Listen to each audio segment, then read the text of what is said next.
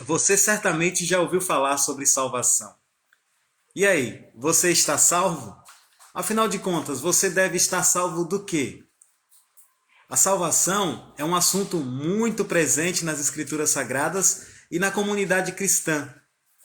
Fica nesse vídeo que nós vamos abordar esse assunto que a Bíblia traz de extrema importância a respeito da salvação. Mas antes, curta, comente, compartilhe os nossos vídeos.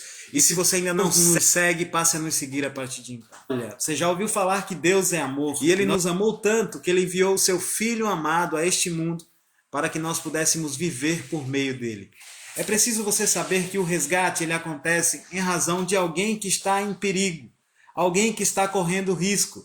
A salvação vem para trazer o resgate aos indivíduos, aos seres humanos que caíram em consequência do pecado. Em Gênesis capítulo 1, dos versos 27 a 31, lá fala da criação do homem e diz que Deus fez o homem à sua imagem conforme a sua semelhança.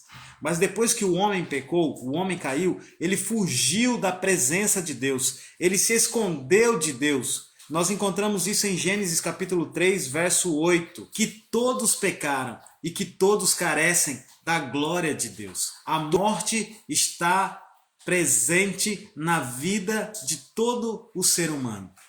O resgate é uma necessidade ao ser humano que se desviou de Deus, que foge da presença de Deus, que não se comporta mais como a imagem e a semelhança do Altíssimo. Por isso a necessidade de salvação. Ainda na carta de Paulo aos Romanos, ali no capítulo 5, ele fala que através de Adão, através de um só homem, entrou o pecado e pelo pecado a morte. A morte então passou a todos os homens porque todos pecaram. Mas também ele deixa claro que Jesus trouxe em nós a vida e a oportunidade de salvação. Em Gálatas capítulo 3, verso 13, diz que Jesus assumiu a nossa maldição. Ou seja, ele tomou o nosso lugar. A cruz era uma maldição naquela época. E a cruz era um lugar para nós, seres humanos. Nós é que deveríamos ter sofrido esta morte. Mas ele fez isso em nosso lugar.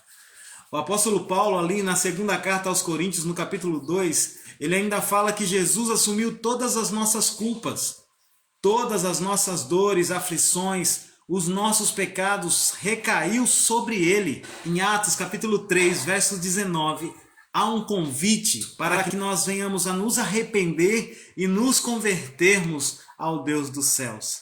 1 João ainda traz um relato de que nós precisamos confessar os nossos pecados, porque Ele é fiel e justo para nos perdoar.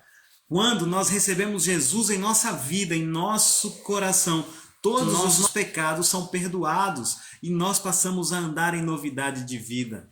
E ainda um texto bastante conhecido, João 3,16, porque Deus amou o mundo de tal maneira que deu seu Filho unigênito para que todo que nele crê não pereça, mas tenha vida eterna. A salvação é justamente tirar você desse mundo, desse círculo vicioso de morte, de destruição, de degradação moral e trazer você para a vida, para a luz, moldar o seu caráter, transformar o seu corpo. A salvação vai trazer vida nova a você, vai te dar a vida eterna, vai fazer com que você não sofra mais com as consequências do pecado, porque há um rompimento com essa miséria, com essa catástrofe que foi o pecado. E nós passaremos a viver uma nova vida em Cristo, num lugar diferente, e nós estaremos para sempre com Ele.